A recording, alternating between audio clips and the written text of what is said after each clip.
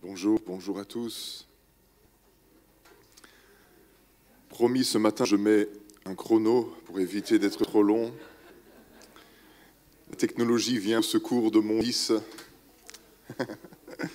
Alléluia, merci Seigneur. Merci pour ta présence, merci pour ta bénédiction. On est heureux ce matin de pouvoir baptiser Jeanne. C'est magnifique, c'est un jour de joie. C'est un jour en même temps de décès et de résurrection. Alors je te présente déjà d'avance toutes mes condoléances et toutes mes félicitations.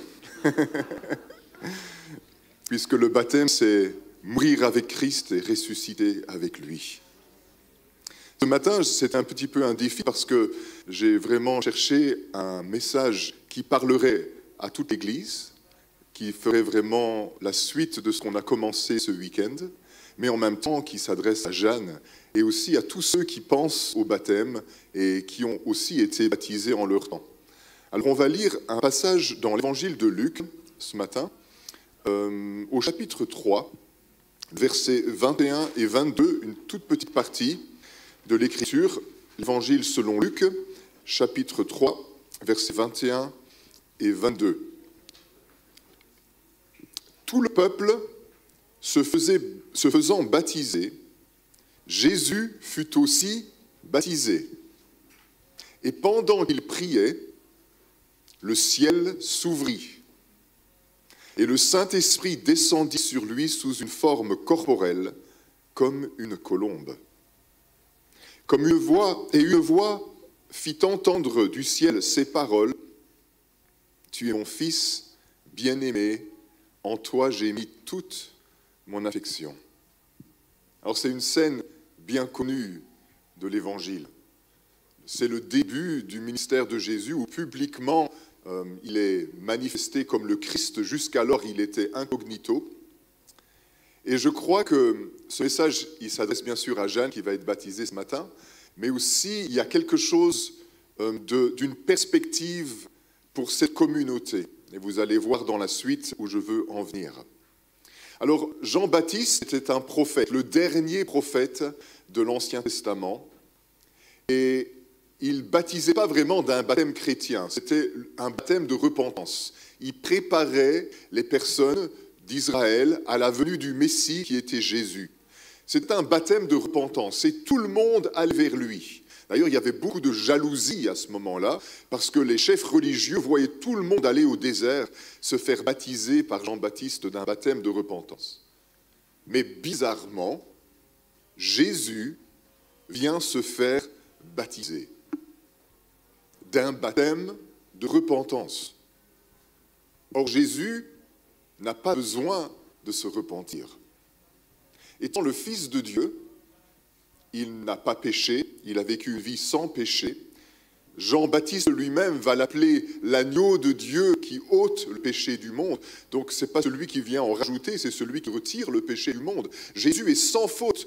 Et pourtant, il vient se soumettre à ce baptême de repentance par Jean-Baptiste. Et Jean-Baptiste ne voudra pas le baptiser. À un moment donné, il va dire « Non, Seigneur, c'est moi qui ai besoin d'être baptisé par toi. Pourquoi toi tu veux que je te baptise ?» Et Jésus lui dira « Laisse faire, parce qu'il faut qu'on accomplisse toute justice. » Pourquoi Jésus s'est-il fait baptiser par Jean-Baptiste? Ce n'est pas pour lui. Il n'en avait pas besoin. Mais c'est pour s'identifier à nous et pour agir à notre place, en notre nom, et ouvrir la voie vers le Père. Parce que quand Jésus lui-même, qui représente la nouvelle humanité de Dieu, vient se faire baptiser par Jean-Baptiste, il ouvre la porte à la repentance pour tous ceux qui vont le suivre. Jésus se fait baptiser pour nous, les êtres humains, pour s'identifier à nous, pour prendre notre place, pour faire pour nous ce que nous étions tous incapables de faire. En ton nom, à ta place, Jésus a pris ce baptême. Et c'est pour ça que je voudrais vous donner cette perspective du baptême qui peut-être vous a échappé ou peut-être que vous la connaissez. mais que je pense toujours vraiment super à rappeler aux personnes qui sont sur le point de se faire baptiser. Cette scène, c'est comme si, Jeanne, il y a 2000 ans, Jésus s'est dit, spécialement pour toi aujourd'hui, mais pour tous ceux qui sont baptisés, je vais prendre sa place. Je vais lui ouvrir la voie. Je vais m'identifier à elle. Et je vais faire en son nom ce dont moi je n'ai pas besoin, mais elle, dans 2000 ans, elle en aura besoin. Alors je vais m'identifier à elle. C'est un peu comme s'il avait signé un contrat en disant, moi, Jésus, le Fils de Dieu, je me reconnais en Jeanne, je m'identifie à elle, et je prends ce baptême de repentance dont moi je n'ai pas besoin, parce que dans 2000 ans, elle en aura besoin. Et il signe en bas, Jésus-Christ, Fils de Dieu, et il laisse le carré à droite vide, pour que toi aujourd'hui tu puisses signer ta part.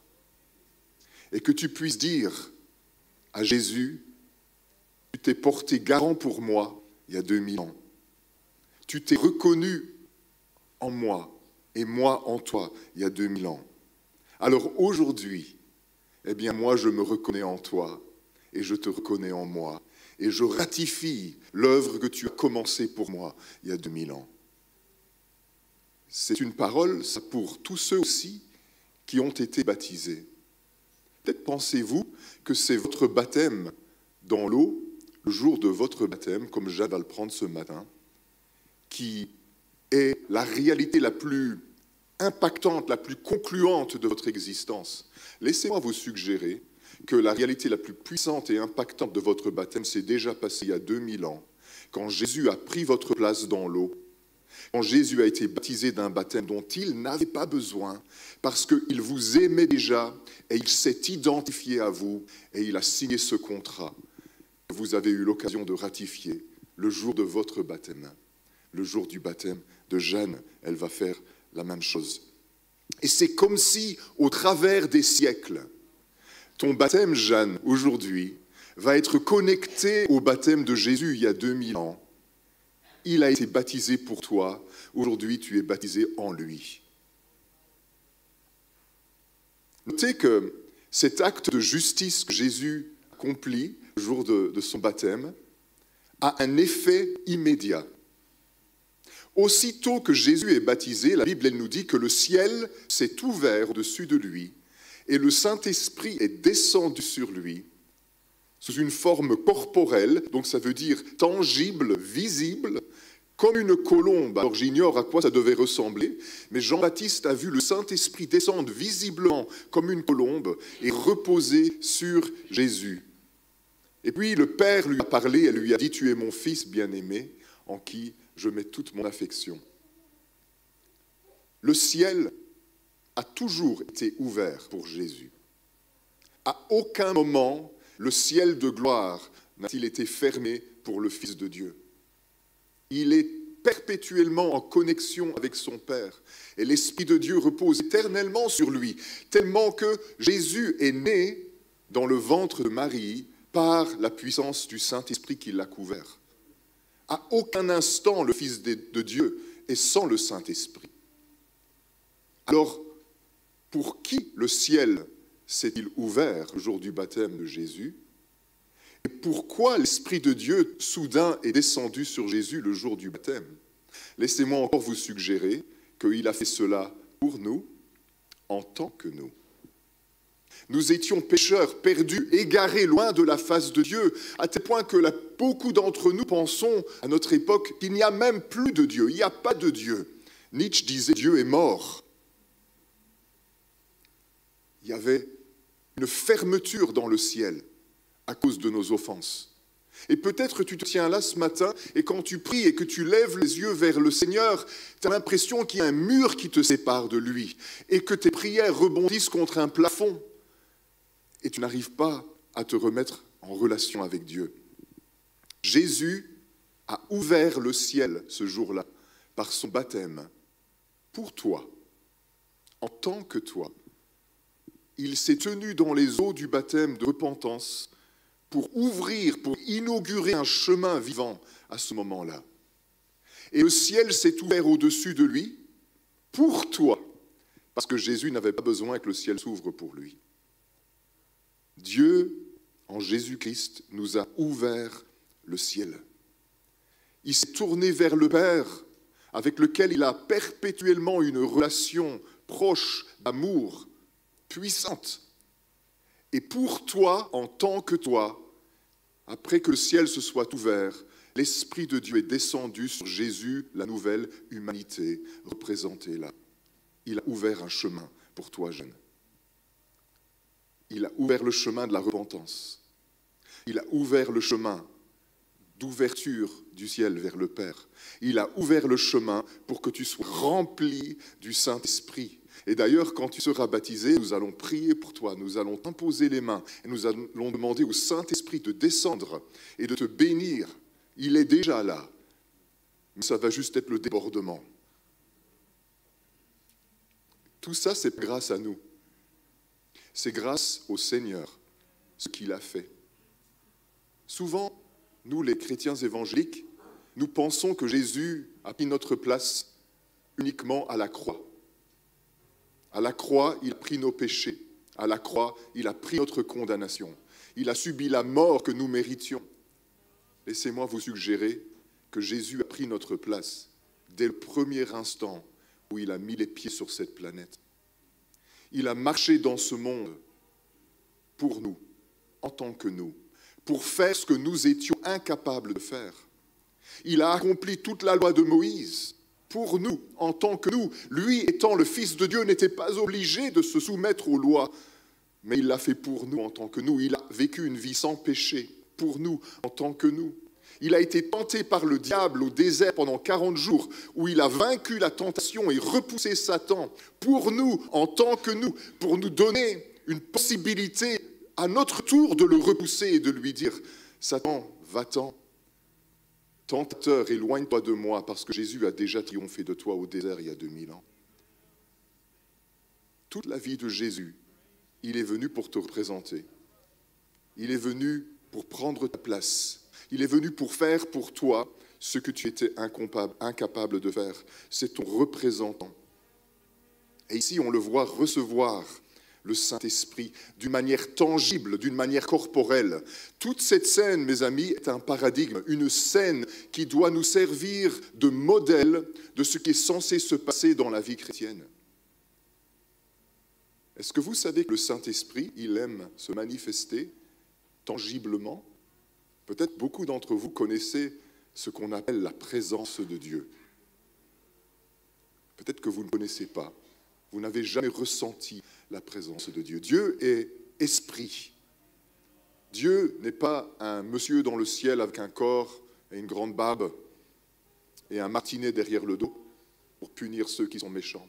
Dieu est esprit, Dieu est amour, Dieu est omniprésent, omnipotent, omniscient.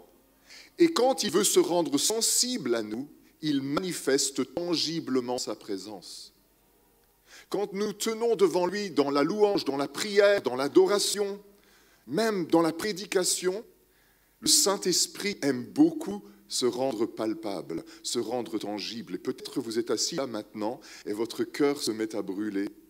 Peut-être que vous êtes assis là maintenant et vous sentez une douce présence de Dieu qui repose sur votre cœur. C'est le Saint-Esprit qui se manifeste. Tout ça, c'est grâce à Jésus qui a ouvert le ciel et qui a reçu l'Esprit pour nous en tant que nous. Mais regardez un peu ce qui se passe dans ce texte. Jésus fait ce qui plaît à son Père. Il prend un baptême de repentance dont lui-même n'a pas besoin. Il le fait pour s'identifier à nous. Et aussitôt, parce qu'il a obéi, parce qu'il a fait ce qui plaisait à Dieu, la réaction est immédiate. Le ciel s'ouvre et le Saint-Esprit descend. Il y a quelque chose que Dieu veut dire à la communauté à partir de là. La descente tangible du Saint-Esprit sur nos vies est le signe tangible de l'approbation de Dieu sur ce que nous sommes en train de faire. Quand quelque chose plaît à Dieu, il manifeste sa présence. Un peu comme dans les réseaux sociaux, si vous êtes malheureusement sur Facebook, moi aussi je le suis. Quand vous aimez une publication, qu'est-ce que vous faites? Vous cliquez sur le petit pouce. Ou si vous n'aimez pas, sur Facebook, on ne peut pas le dire, on s'abstient. Mais quand on aime quelque chose, on clique sur le petit pouce, n'est-ce pas? Le petit pouce bleu, et on met « like »,« j'aime ». Alors, le Père Céleste, il n'a pas Facebook. Je le dis parce que toutes les semaines, je vois des prières qui sont adressées à lui sur Facebook. Il n'a pas Facebook, il n'a que Twitter. Donc, si vous voulez lui parler, il faut être sur Twitter. Les chrétiens prient beaucoup sur Facebook, vous avez remarqué, depuis quelques années. Et même parfois, malheureusement, je les vois aussi envoyer des messages à leurs proches qui sont décédés. On n'a pas Facebook au ciel, on n'a aussi que Twitter. Non, ne parlez pas aux morts, même sur Facebook. Quand on aime quelque chose, imagine que Jonathan, il publie une publication très chouette et que je veux montrer que je l'aime, eh ben, j'appuie sur le petit pouce bleu, je mets « like ». Eh ben, Dieu, quand il veut montrer qu'il aime ce que vous êtes en train de faire, il a aussi une manière de manifester son approbation. Il révèle sa présence tangible. Vous commencez à dire « Ah, je sens l'approbation de Dieu. Je sens que Dieu est dedans. Je sens que Dieu se plaît dans ce qu'on est en train de faire. » Et c'est ici que je ne parle plus seulement pour Jeanne, mais pour la communauté. Parce que la présence de Jésus au milieu de nous est la réalité la plus puissante qui amène les personnes à s'approcher du Seigneur. Ça devait être le centre de notre culte et de notre façon de nous mettre en relation avec Dieu. Nous voulons être une église avec la présence de Jésus au centre. Et pas juste comme une idée, vous savez, on dit toujours, là où 2 ou 3 sont rassemblés en son nom, il est là au milieu de nous. Mais nous, on veut qu'il soit là au milieu de nous, tangiblement, puissamment, et que les personnes qui viennent au milieu de nous soient touchées par sa présence, ressentent son amour, soient appelées à la repentance et au changement de vie, et découvrent un amour qui est plus grand que l'univers, qui est ce qu'ils ont toujours attendu de connaître. Nous avons besoin d'être une église avec la présence de Dieu au centre. Comment faisons-nous pour l'être? Je vais vous donner une clé que nous-mêmes, on a dû apprendre longtemps. On a dû avancer longtemps avant de la comprendre et de l'apprendre. Tout ce qui augmente la présence manifestée de Jésus au milieu de vous, faites-le davantage. Et tout ce qui semble réduire la présence manifestée de Jésus au milieu de vous, arrêtez de faire ça. Souvent, on est tellement spirituels, nous les chrétiens, qu'on veut des directions angéliques, on veut que le ciel s'ouvre, on veut des trompettes qui sonnent, alors que Dieu veut nous conduire par la main, tout simplement par sa présence manifestée dans nos vies. Par exemple, vous êtes chez vous dans votre chambre de prière et vous priez, et tout à coup vous abordez un sujet particulier dans votre prière et vous percevez la présence de Dieu qui vient sur vous. C'est sa manière de dire « I like », j'aime ce que tu es en train de dire là. Ça, c'est le chemin sur lequel tu dois marcher. Et puis tu changes de sujet et tu commences à parler d'autre chose. Tu sens la présence de Dieu qui, doucement, s'amenuise. C'est comme si Dieu était en train de te dire « Non, non, c'est pas là le chemin. Froid, froid, froid, froid. Chaud, chaud, chaud, chaud. C'est par ici. » Et si on suit cette ligne conductrice, ce qui va se passer au milieu de nous, c'est que nous allons aller de choses qui plaisent à Dieu en choses qui plaisent à Dieu, continuellement augmentant la manifestation de la présence de Dieu au milieu de nous. J'ai déjà visité des communautés, des églises, où la présence de Dieu est tellement puissante, tellement tangible, que les personnes n'arrivent même plus à chanter, n'arrivent plus à bouger, se tiennent là dans une crainte pleine de révérence devant la gloire de Dieu. Certains pleurent, certains sont remplis de joie. Il y a même des personnes qui ne parviennent plus à se tenir debout, qui sont sur leur chaise, un peu prostrées, tellement la présence de Dieu est grande. Moi-même, je jugeais ce genre de choses avant de le vivre. Une fois, je visite une église. Et c'était une église avec une salle avant le lieu de culte où il y avait le café, des biscuits, et on prenait le café avec les gens avant d'entrer. Et puis il y a un son qui retentit, tout le monde sait qu'il doit retourner dans la grande salle. Alors je m'avance et il y avait une vieille dame devant moi, elle marchait très doucement, et moi tout jeune, je m'impatientais, j'essayais de la contourner. Et puis elle entre dans le lieu de culte. Et quand elle a fait un pas dans le lieu de culte, la pauvre vieille dame, elle s'effondre devant moi. Alors je regarde et je me dis, ok, c'est encore une de ces personnes hyper charismatiques qui en fait trop. Je l'enjambe comme ça. J'entre dans le lieu de culte. La louange venait de commencer. Le frère était en train de jouer doucement la guitare. J'avais l'impression d'être entré dans un four à micro-ondes, tellement la présence de Dieu était puissante dans cet endroit. C'était une église qui priait, qui jeûnait, qui se mettait à part dans la veillée et la prière pour Dieu. Et il y avait une présence tangible de Dieu, palpable. Je voulais aller plus loin. Je me suis assis à la première chaise et je suis resté assis comme ça pendant un bon moment dans la présence de Dieu. Et je me suis dit, comment se fait-il que dans notre propre communauté, ta présence, Seigneur, n'est pas aussi puissante? Pourtant, nous croyons que tu es là. Et c'est comme ça que Dieu m'a conduit à comprendre. Christophe, si tu veux voir ma puissance et ma présence, ce que j'aime, fais-le davantage. Ce que je n'aime pas, arrête de le faire. Ça s'applique à tous les domaines de notre vie. Pourvu que vous ayez déjà expérimenté la présence glorieuse de Dieu dans votre cœur, vous êtes capable d'être conduit par elle, main dans la main. Vous êtes en train de prier chez vous, vous êtes en train de prier ensemble. Ce qui augmente la manifestation de la présence de Dieu, faites-le davantage. Ce qui réduit la manifestation de la présence de Dieu, arrêtez de faire ça. Et c'est sa façon de dire, Mathias, c'est bien, continue. Il y a des fois, dans notre communauté, quelqu'un est au piano en train de jouer et je le vois qui veut arrêter. Je fais non, continue, continue, continue. Parce que c'est bon. Et on sent que la présence de Dieu commence à grandir dans le lieu. Dieu aime descendre, visiter son peuple, habiter au milieu des siens. Ce n'est pas qu'une idée, ce n'est pas qu'une pensée, ce n'est pas qu'un concept, c'est une réalité tangible. Et dans ce texte, ça va même plus loin. C'est corporellement que le Saint-Esprit descend pour monter son approbation et manifester son amour. Aussitôt que la présence de l'Esprit descend sur Jésus, il y a une autre chose, une dernière chose qui se passe. Le Père céleste parle. Et il dit à Jésus une chose que Jésus savait certainement, mais que tout le monde avait besoin d'entendre.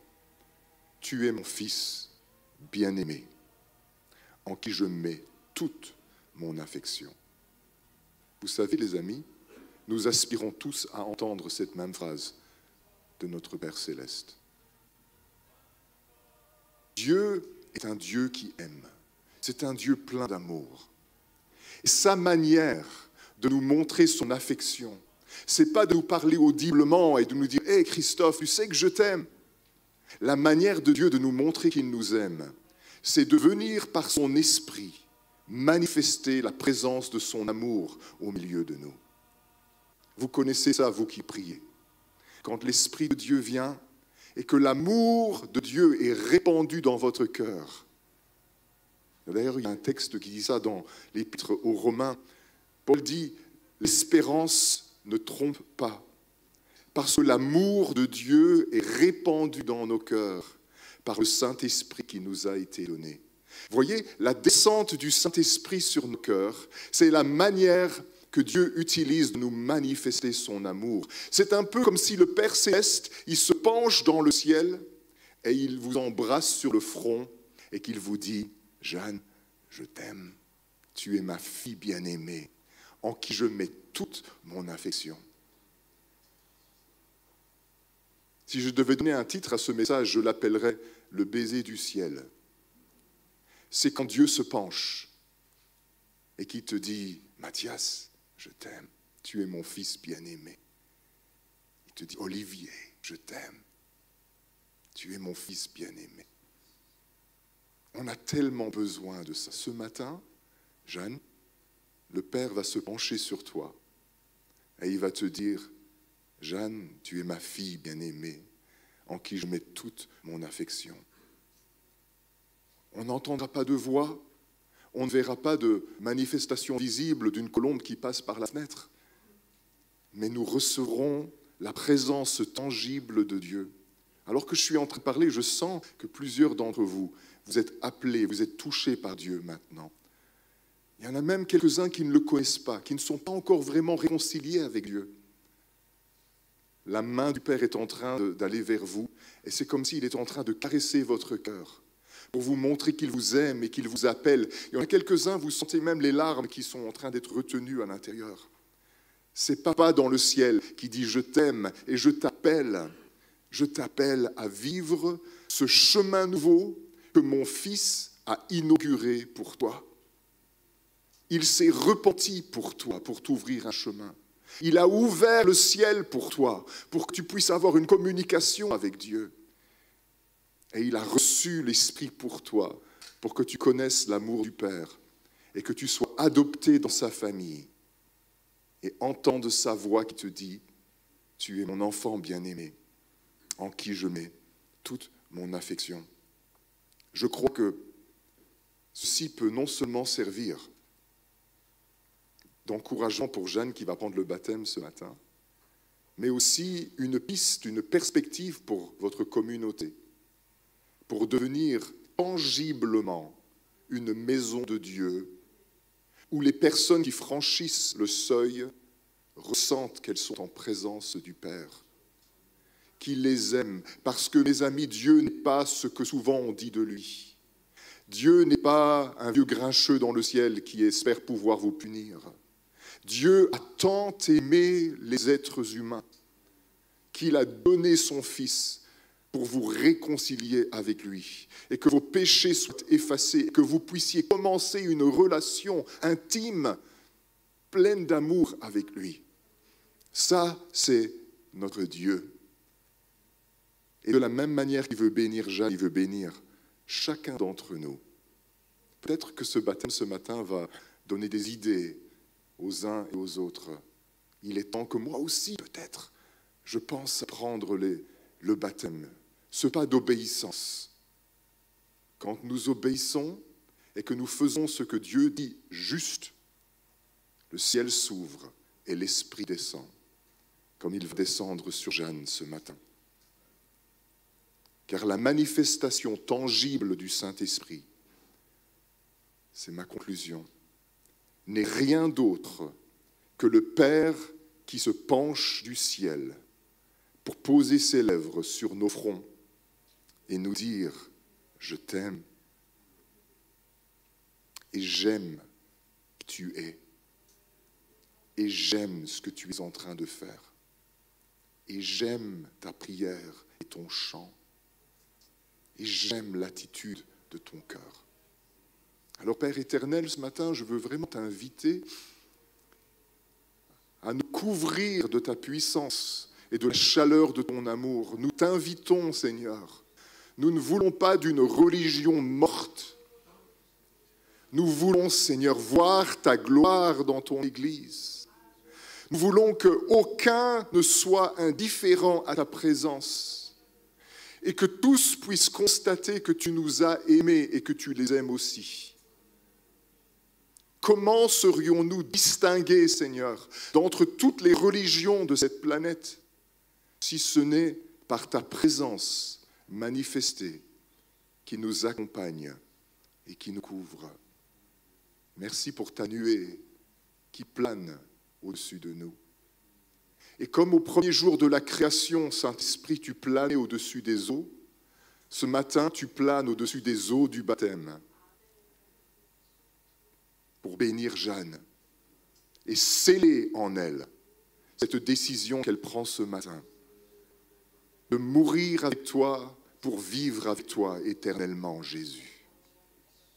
Et nous te demandons de la bénir et de la combler, Seigneur, que son cœur soit comme une coupe qui déborde de joie et de paix et d'une profonde révélation de l'amour que tu lui portes.